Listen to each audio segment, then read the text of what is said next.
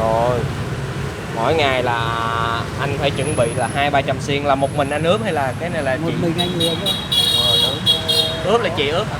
Có người anh ướp hết. Anh ướp luôn. Buổi sáng anh tổng ướp trước rồi. Chiều đấy là chị ngồi xiên anh ướp.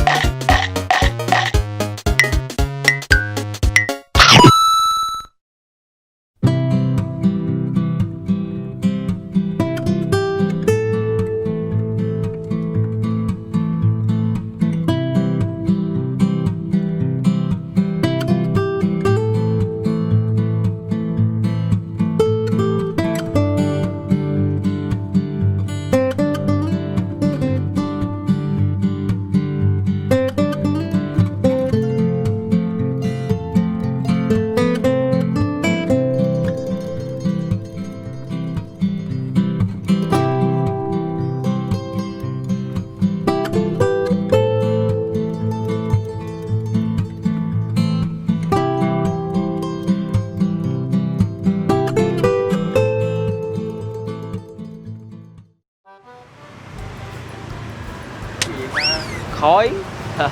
Hi, xin chào cả nhà. Gia Phú Gia Mèo rất vui được chào đón cô chú anh chị cùng tất cả các bạn đã đến với Beautiful Travel.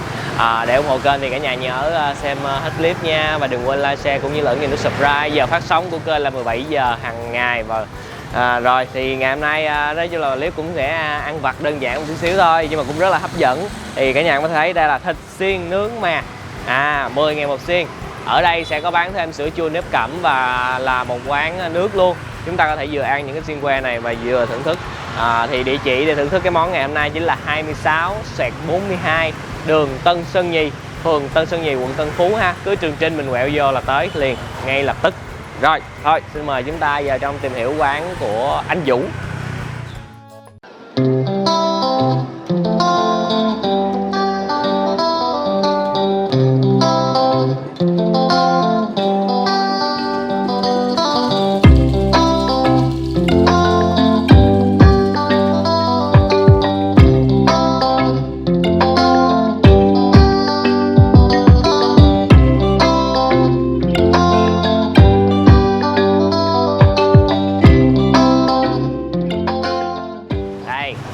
Sữa chua nếp cẩm nhà làm. Bây giờ chúng ta sẽ lát họ chúng ta ăn sữa chua nếp cẩm và ăn thịt xiên nướng. Đó. Sữa chua là thấy 15.000 đó. Nói chung là biết giá rồi đó. Dạ, sữa chua là 15.000, thịt là 10.000 một xiên. Rồi. Hai món này là nhà hàng hết. Dạ. Mà mấy giờ thì bắt đầu là anh dọn ra bán nha anh Vũ? 2 giờ. 2 giờ. Rồi mình bán tới khoảng mấy giờ? 10 giờ tới. Bán phục vụ buổi chiều. Nhưng mà nãy giờ là từ lúc đến bây giờ là Phú đến là lúc khoảng 3 giờ rưỡi. Mà nãy giờ anh là luôn nướng thịt liên tục như vậy.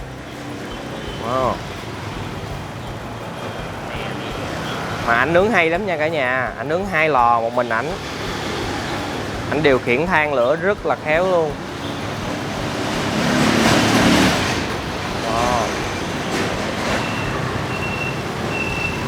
Ủa mình bán ở đây là được lâu chưa anh Vũ? Bán được bán hàng ngày là chuyển sang là bán mấy tháng nay. Là hồi trước anh bán cái gì? Bán sữa chua nếp cẩm. Hồi trước bán món này là ngoài Bắc thôi. Bây giờ đợt này có Covid rồi mà anh đi gửi ra anh làm. Dạ. Món này là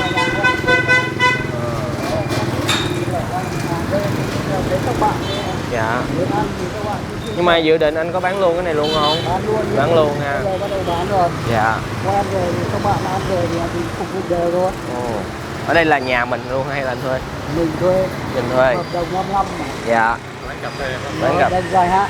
Quán nước có của anh và chị luôn. Thế là vừa có quán cà phê luôn.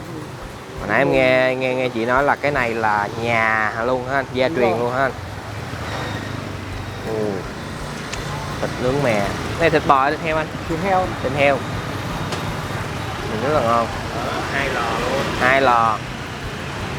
Mà đây là ảnh đã nướng ở trong đây chín rồi nè. Cả nhà coi những cái xiên trong đây nè. Đó, không biết cả nhà có nhìn rõ không, chứ đứng ở ngay nhìn trực tiếp như vậy là các xiên nướng này là đã xương chín rồi. Đúng không anh? Ở trong là chín luôn rồi đúng không anh? Trong là chín rồi. Anh khách mua cái thì anh nướng nóng lại. Khách mua là nướng nóng lại. Nhìn nó rất, nhìn cái thịt nó rất là đậm đà, cái màu nó đó. Cái này ở đèn trắng nó hơi ấy. Ở ngoài sáng này nhìn lại nó còn rõ hơn. Cái sâu nào nhìn cũng rất là đều luôn á. Ủa mình có nghĩ cái nào không anh Vũ? Anh bán suốt. Dạ. Cái mấy cái app là bán sữa chua hay là bán thịt luôn anh? Cái này anh chỉ bán ấy thôi, app anh bán sữa chua thôi. App là bán sữa chua nha cả nhà ơi. Em thấy có nhận đặt hàng là nhận đặt hàng cái thịt xiên này đúng không anh? Đặt hàng thịt xiên này là kiểu như là người ta có việc ấy. Dạ. Nhiều thì mình phục vụ như là lấy số lượng nhiều ấy thì mình mang đến nhà. Dạ là mình nướng luôn, mình đem tới nhà luôn. Ồ. Hàng đặt thì đấy, chứ còn ví dụ như bảo lấy 5-7 xiên bảo mình mang đi không. Dạ. Mà ví dụ khách ăn mà giả tiền ship thì nó cũng đắt quá. Dạ đúng mình rồi. tất cả mình cho vào chất lượng vào cái que thịt này. Dạ. Nếu mà tính vậy thì coi như giới hạn từ mấy chục xiên. Mấy chục xiên thì anh sẽ cái lấy khoảng 4-50 xiên. 4-50 xiên. Dạ, đó. Nhưng mà phạm vi gần như xa quá thì mình phải đỡ tiền ship thôi. Dạ. Ồ. Cả nhà thấy không? Chín đều luôn á. Ảnh làm rất là hay. Cạnh hay lên, hay là nào? Hai bếp hai bên. Rồi. Cái này ở đây mình có cái loại nước sốt đặc biệt nào không anh hay là mình chỉ ăn với tương ớt thôi? Cái này mình chỉ tương ớt, còn gia vị các thứ mình tổng nước về đầy đủ hết rồi. Dạ, ăn với tương ớt và dưa leo thôi. Tương ớt, dưa leo, rau răm. Cái là ăn kèm cho đỡ ngán thôi. Dạ. Còn cái này là rau răm. Đó, bên đây thì mới chở. Bên kia là hình như gần chín rồi đúng không anh? Cái này chưa. Chưa. Cái này là anh phải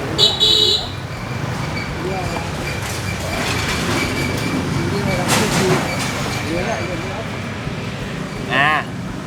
Tức là trong 3 cái khay này là sẽ có khay chín và có khay chín sơ đúng không anh? Khay chín rồi đây. Anh cầm lên cho em coi thử nha. Cái này là sơ thôi nè.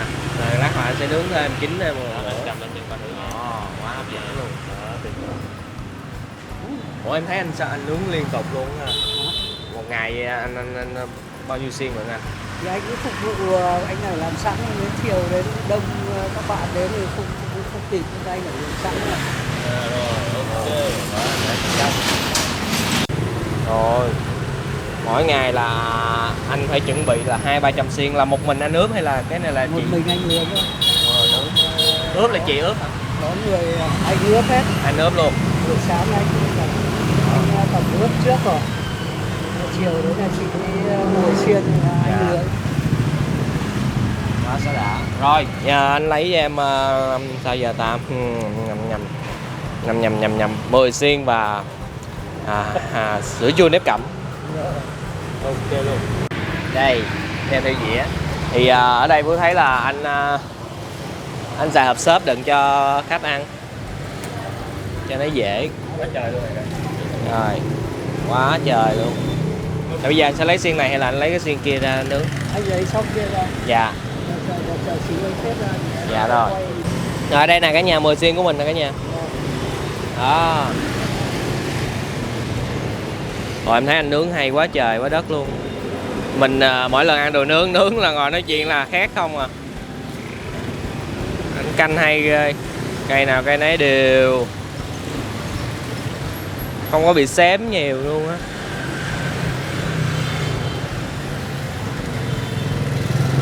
Đồ nướng than ăn mới ngon cả nhà. Bữa giờ trời cũng lạnh nè. Dạ bữa nay clip này là lợi thế cho mấy bạn ở Tân Phú rồi. Đây chiếc dĩa thần thánh, dì cắt dưa leo với lại xếp rau răm. Anh này nướng thịt ở ngoài.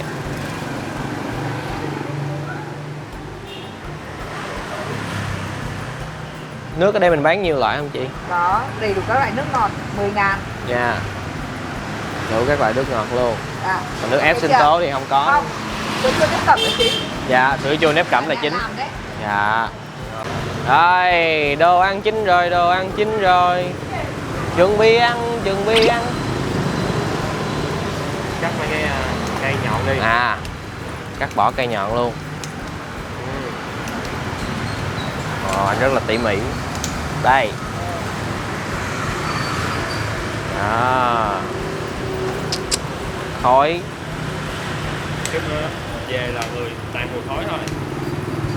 Quá đã. Ôi. Dạ. Sữa chua nếp cẩm nữa.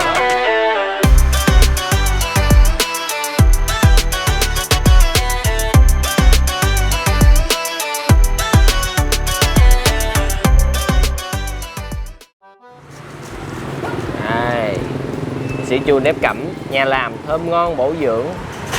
Ồ, nhìn nó dẻo quá ha.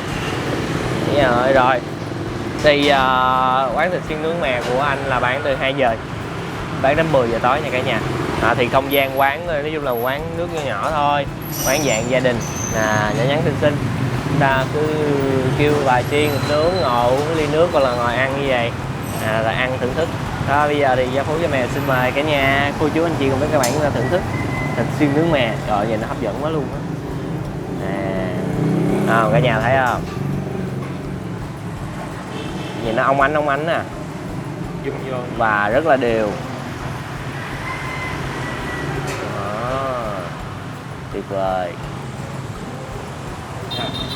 Ăn cái này trước. Sữa chua nếp cẩm. Một cái món này lâu lắm mà mình cũng không ăn. Có một ai nhớ ăn một lần đó, nó dẻo, rất là dẻo.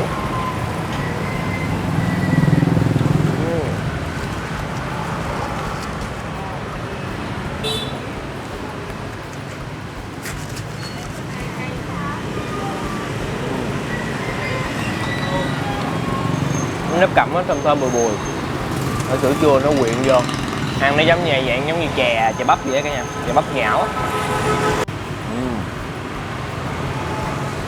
Mùi rất là thơm đậm đà luôn nha.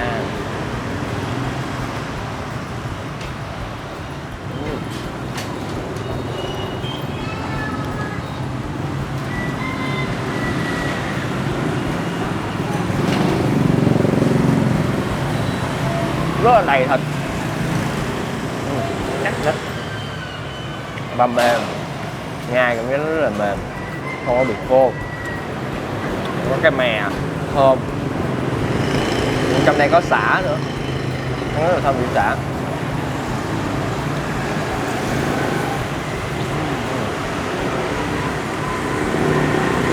Nghe cả nhà đó thì nghe cái giọng của anh đó thì cũng nghe rồi, thì cái giọng anh là giọng không phải là người Sài Gòn, thì cho nên cái hương vị này nè, ướp nó sẽ không có phải là dạng ướp mà ướp ngọt theo kiểu đậm đà ngọt của người Sài Gòn ăn, sẽ có một cái mùi vị rất là riêng.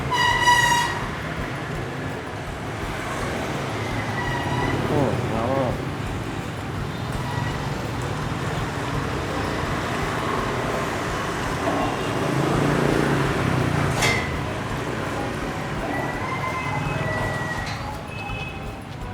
Ai gần đây chiều chiều mát mát ra làm khoảng như này với lại 3 xiên một người mình nghĩ là ăn là ok, nó vừa đủ chứ không có gây ngán. Còn này Phú kêu 10 xiên là cho nó đẹp ha. Rồi 2 cái nữa, thấy chưa, vẫn đều, nó đều. Này thịt tương ớt lên.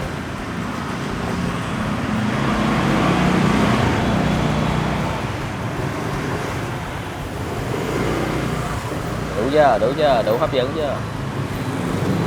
Rồi. Này mà tương ớt tắt thì coi như xong rồi con. Không phải tương ớt bắt không? Hai ta hai xiên. Cay quá. Phải. Ý là cay là tại vì cái lưỡi mình nó đang bị lần bữa ăn lẩu á, hơi nóng rồi mình cắn trúng nữa, thành ra nó đang bị tổn thương. Cái này nạc dăm á nha, nó có một chút sần sật nha, ít mỡ.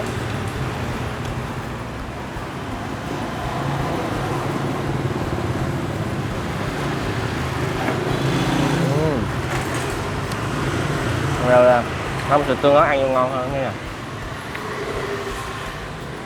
Ngon ngon.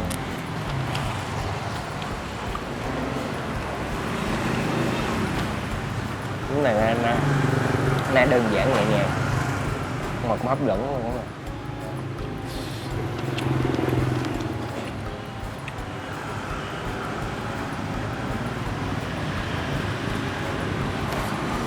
Hết nổi không anh? Đó.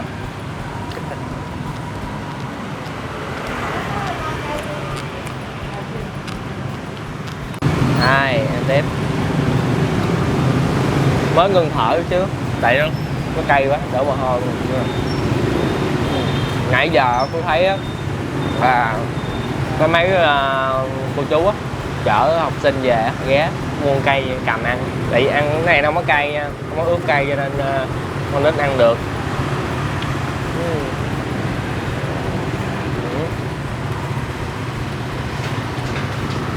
Rồi có cái chuyện này mình quên chia sẻ cả nhà.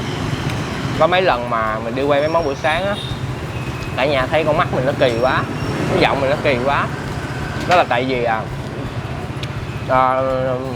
tối tụi mình thức làm clip, phải làm clip cho hôm sau, ngủ trễ, sáng về sớm mà con mắt nó chưa có mở hết. Rồi cái giọng thường buổi sáng cái giọng mình chưa có mở hết đâu. Giống như chỉ có những ai ca sĩ người ta luyện thanh buổi sáng để cho mở giọng á, chứ còn mình là phải 2-3 tiếng mà đến trưa giọng bắt đầu mới mở ra, nó nghe ồ ồ. Chứ mình không có bị bệnh gì hết, nên cả nhà đừng có lo nha. Rồi cắn này nha. Rồi hơi út cắt luôn.